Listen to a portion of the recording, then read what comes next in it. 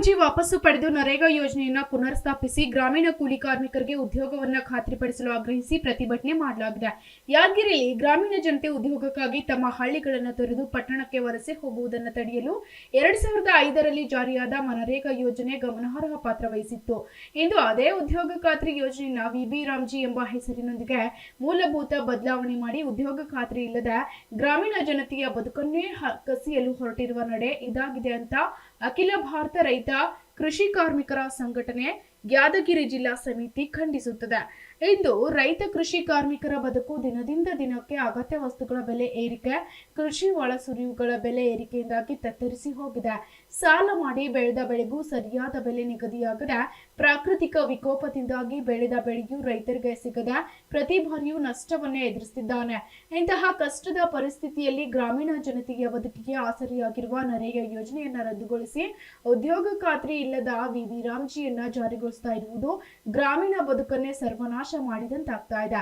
ಪ್ರತಿ ಕೇಂದ್ರ ಬಜೆಟ್ನಲ್ಲಿ ನರೇಗಾ ಯೋಜನೆಯ ಹಣ ಕಡಿತಗೊಳಿಸುತ್ತಾ ಈಗ ವಿಬಿ ರಾಮ್ಜಿ ಜಾರಿಗೊಳಿಸ್ತಾ ಇರುವುದು ಗ್ರಾಮೀಣ ಭಾಗದ ಉದ್ಯೋಗ ಖಾತ್ರಿಗೆ ಕೊಡಲಿ ಪೆಟ್ಟು ನೀಡಿದಂತಾಗುತ್ತದೆ.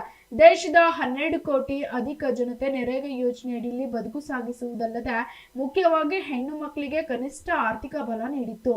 ಕೃಷಿ ಚಟುವಟಿಕೆ ಇರದ ಸಮಯದಲ್ಲಿ ಹಲವಾರು ಕ್ರಿಯೆಯ ಯೋಜನೆಗಳ ಮೂಲಕ ಗ್ರಾಮದ ಅಭಿವೃದ್ಧಿ ಕೆಲಸಗಳು ನಡೀತಾ ಇತ್ತು. ಇದರಿಂದ ಹೆಚ್ಚು ಹಳ್ಳಿಗಳನ್ನೇ ಹೊಂದಿರುವ ದೇಶ ನಮ್ಮ ದೇಶದಲ್ಲಿ ಗ್ರಾಮೀಣ ಬದುಕು ತಳಮಟ್ಟದ ಆಡಳಿತವು ಖಾತ್ರಿಯಾಗಿತ್ತು.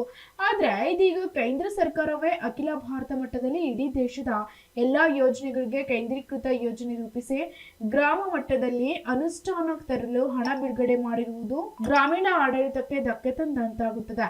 ಇದರಿಂದ ಗ್ರಾಮಗಳ ನಿರ್ದಿಷ್ಟ ಅಗತ್ಯತೆಗಳಿಗೆ ಪುರಸ್ಕಾರವಿಲ್ಲದಂತಾಗುತ್ತದೆ, ಅವುಗಳು ಸೊರಗಿ ಹೋಗುತ್ತವೆ.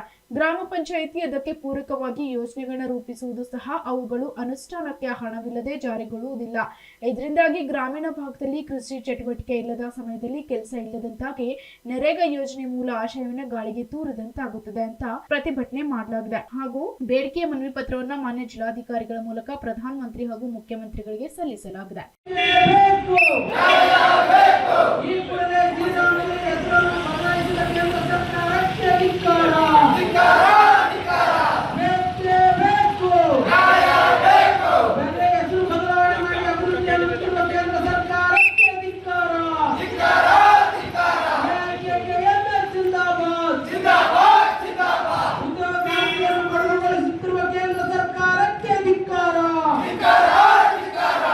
ಒಂದು ದಿನಕ್ಕೆ 200 ದಿನಗಳ ಕಾಲ, ಒಂದು ವರ್ಷದಲ್ಲಿ ಕೂಲಿ ಕೊಡಲೇಬೇಕು.